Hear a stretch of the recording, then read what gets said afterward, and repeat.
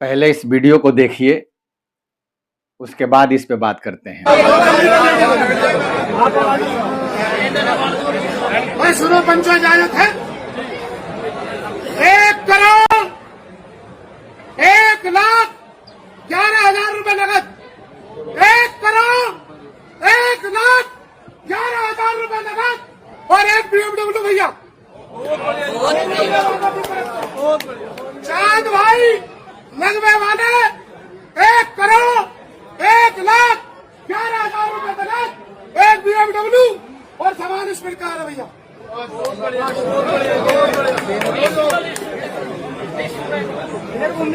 Video आप लोगों ने पूरी देख ली।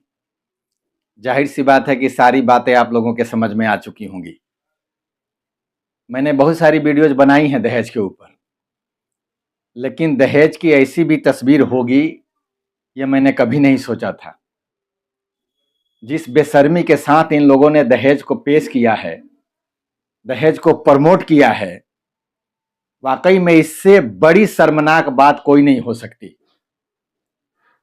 इस इंसान के हुलिये को देखिए जिसने दहेज का अनाउंसमेंट किया है। जिस तरीके से इस बंदे ने दहेज को प्रमोट किया है, मैं यकीन के साथ कह सकता हूं कि इससे बड़ी शर्मनाक बात कोई नहीं हो सकती। इस्लाम के अंदर जो चीज हराम है,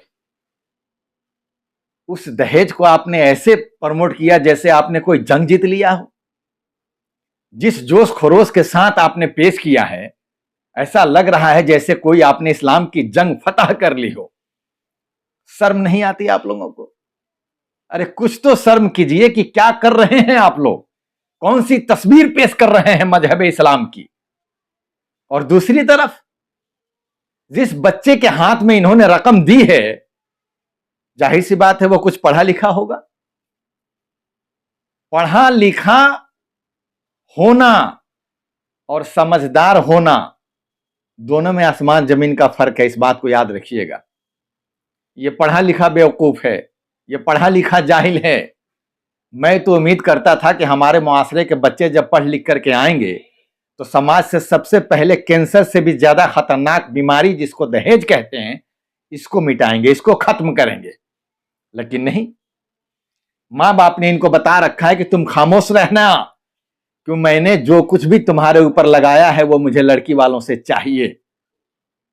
और ये बच्चे जानवर की तरह खामोश रहते हैं, इनकी बोली लगाई जाती है, क्योंकि इन्होंने मान लिया है कि हम वाकई में जानवर हैं। अब देखिए, इस मजमे के अंदर जितने लोग बैठे हैं, क्या कोई समझदार नहीं था? सबके सब जाहिल, सबके सब बेवकूफ तालियां बजा रहे हैं। एक हराम काम को प्रमोट किया जा रहा है और सबके सब तालियां बजा रहे हैं। बड़े शर्म की बात है। और सबसे अहम बात कि जो आलिम इसमें निकाह पढ़ाने के लिए बैठे हैं वो नजर नहीं आ रहे हैं। पता नहीं वो कहां हैं। वो तो इस इंतजार में बैठे हैं कि कब निकाह पढ़ाई जाए और मेरा नजराना मिले और मैं साइड हो जाऊं। सिर्फ नजराने की जरूरत है आपको। आपकी जिम्मेदारी नहीं बनती थी कि यहां आप आवाज उठाते, आप बोलते, आप रोकते, लेकिन आपने रोका नहीं। अरे चलिए, मैं तो वैसे भी आप लोगों से कोई उम्मीद नहीं करता। मैं इस तरीके के आलिमों से कोई उम्मीद नहीं करता, क्योंकि मैं जानता हूं कि इन लोगों ने भी अपने ईमान को बेच खाया है। इनको कोई फर्क नहीं पड़ता कि इस्लाम की कौन सी तस्वीर कहां किस तरीके से पेश की जा रही है। इनको अपने नजराने से मतलब है। अभी भी वक्त है, सुधर जाइए। और अगर आप लोग सुधर गए ना, तो यकीनन मजहब इस्लाम की वही तस्वीर सामने आएगी जो मेरे आका करीम सल्लल्लाहु अलैहि वसल्लम ने पेश की है। हो सकता है ये लोग सफाई में कुछ कहें, इमाम साहब ये कहें कि मैंने बहुत कोशिश की, मैंने बहुत माना किया, मैंने बहुत रोका, लेकिन ये लोग नहीं माने। एक बात याद रखिएगा, अगर ताकत रखते हैं तो इस बुराई को रोक दीजिए। अगर उससे भी कम ताकत रखते हैं तो इस बुराई को बुरा कहिए। और अगर इससे भी कम ताकत रखते हैं तो दिल से बुरा जानिए और इससे दूर रहिए। अब लड़के वाले हो सकता है ये कहें कि हमने मांगा नहीं था, लड़की वाले ने खुशी से दिया था। हो सकता है। आपने देखा होगा रेड लाइट पे एक भिखारी भीख मांगता है, वो मांगता भी है, लोग उसको खुशी से भी देते हैं, लेकिन दोनों ही सूरतों में वो भिखारी ही है।